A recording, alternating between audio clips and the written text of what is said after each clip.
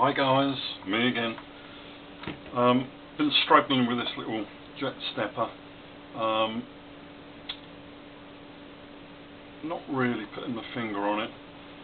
So, in order to try and make the thing stable, I've tipped the turn fin back at an angle because every now and then she was jumping up at the back in the turns. That's usually a sign of some sort of front braking. That helped slightly.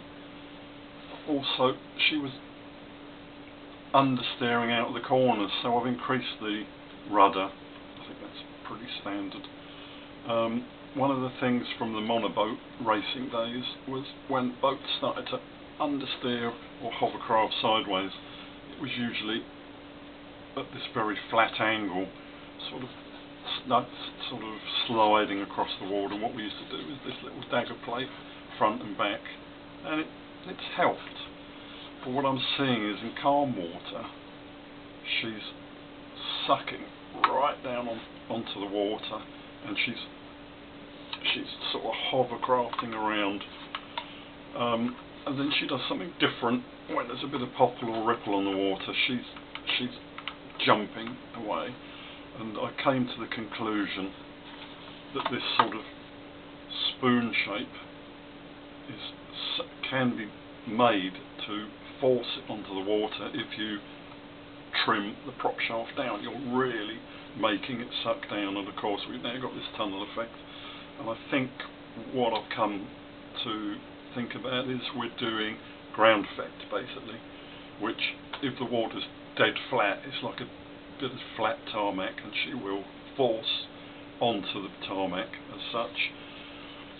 And what it does is it doesn't trim, it generates heat, and the motor's gone from 100 degrees Fahrenheit to 120. Everything else stays dead cold.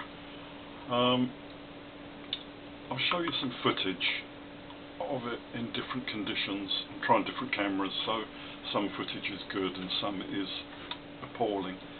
The appalling footage sadly shows the transition from flat water to ripples and what happens when it loses the ground effect here, and it just takes off, and it's unpredictable. My thoughts are to go back to getting rid of some of this spoon effect here, where there's some surface tension is going on, I think, and so I've got no choice. I'm going to cut through there. I'm going to get rid of this because we'll have a step there, and that will stop the sliding hopefully. And then I'm going to keep this. I'm going to flatten this right off and hope that we can get rid of some of the ground effect.